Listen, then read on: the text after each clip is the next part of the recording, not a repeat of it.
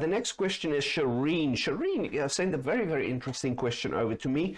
She asked, I will be putting several Persian rugs in storage and understand why you should wrap them in Tyvek. So Shireen has watched my videos and read my blogs about that. And how would we know, where would we purchase this? So Shireen, I have reached out to you and to tell you that we do sell this, and I've sent it off to Shireen. And alternatively, you can also look on Google. It is the thinner type Tyvek that makes it a little easier to wrap the rug in.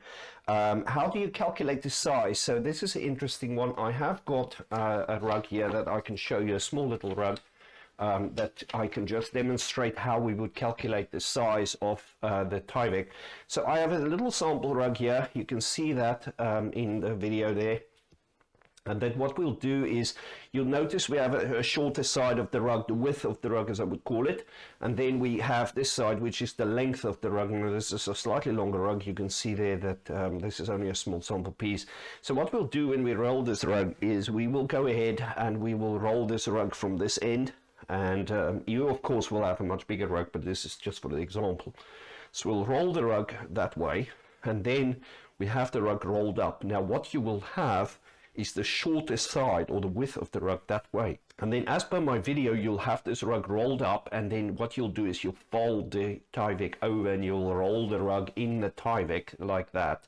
So to determine the size of the Tyvek you would need to then determine the shortest area of your rug as you're going to roll it, because in some rare cases you will find that the rug rolls the other way. It is rare, but you need to look out for that, because sometimes it can happen that the rug is actually made to be rolled a different way. So let me show you. Sometimes the rug might need to be rolled this way, but it is rare, but it can happen. If that happens, then your Tyvek measure need to be that plus some more so it can fold over. But in general terms, the rug rolls from this end down, and then as it rolls down, that's your width, and then you cut your Tyvek larger, and then you fold it over. So that helps. So that helps for that question. Let's go ahead. She has another piece. Shireen then asks, do you recommend moth crystals or moth balls and place inside the rug and before you roll it up? Shireen, what I would say is, if you do place something in the rug, use something natural. Cedar cubes is also quite popular. You can use those, but I would advise do not get them in direct contact with the fibers of the rug. Put those inside a little bag and then wrap that inside the rug in two places, either end.